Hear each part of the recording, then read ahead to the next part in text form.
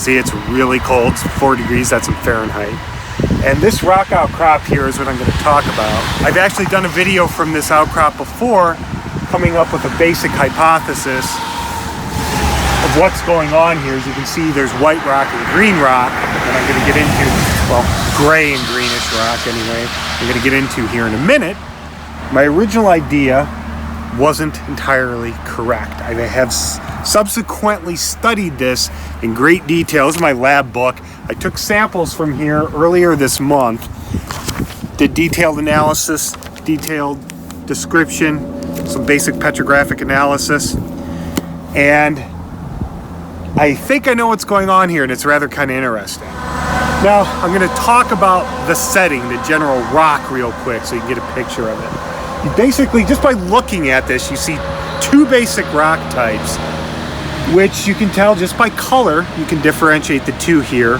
That doesn't usually happen, but you can. You see the darker host rock, this greenish gray, and this is the Michigamme Slate Michigamme Formation. Now, this formed in a four-arc basin. The Michigamme was deposited towards the end of the Paleoproterozoic, about 1.77-ish to 1.85 billion years ago with a B. As you had a continent from the south, the Wisconsin terrains, moving up, meeting with the existing Archean and Paleoproterozoic continent of the Upper Peninsula in Ontario to the north, starting to form North America during what was called the Pinokian orogeny, and an orogeny is basically a mountain building event. Now, this closure, this meeting, the formation, this building of North America, as these two continents came together and one subducted under the other, in between you would get sediments. These were those sediments. And as they were deposited and the continents got closer together, what happened is they became deformed. You get them deposited and they would bend and fold, and these right here are turned almost direct or almost vertical.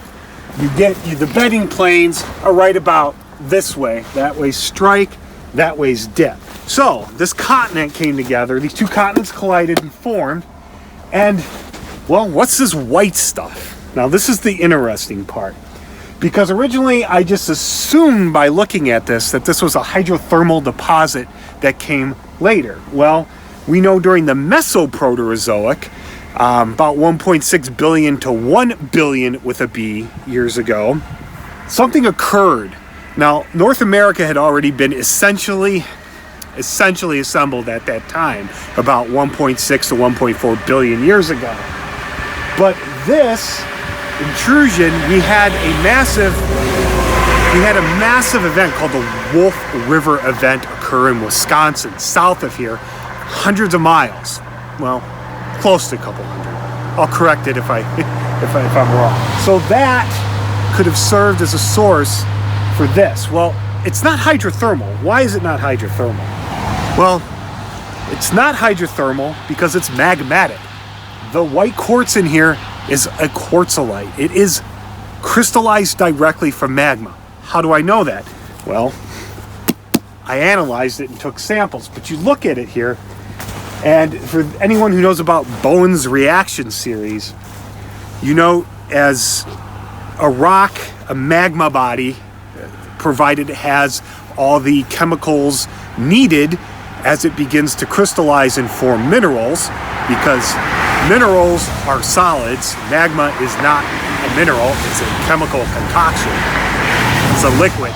Certain minerals will form from the magma in a specific order. Now, it's not perfect, but this work was done at the beginning of the 20th century when we actually started to melt rocks and figure out what was what. Well, you have two basic series, a continuous and discontinuous, which for the purpose of this don't matter, okay? But at the bottom, you see they come together in a series called a residual series. Now, I'm not going to get into the detail continuous and discontinuous, because the magma that this represents, that came up through the Michigamme here, was not very hot, but it was hot for a while. you look closely at the white quartz here, and you don't see any like distinct hard crystals. There is weak crystal development, but they're large. I mean, like on the order of my pinky size. This whole thing right here, you see these veins coming up. You'll see them over here. I'll get into those stringers over there, but from a bigger picture, it's only right here. Now, you can't see because of the snow, but these go up.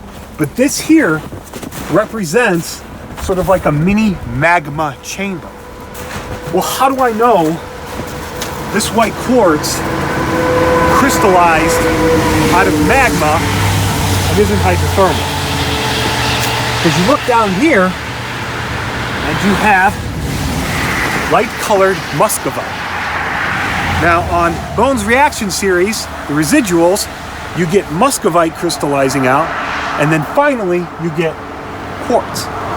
Well, so this magma, even if this magma had other things in it, like a lot of calcium or a lot of mafics, like iron minerals, magnesium minerals, those crystallized underground a long time ago, and we can't see it. But the remaining very silica-rich magma came up and started to pool in this magma chamber, because we just get the mica down here at the bottom.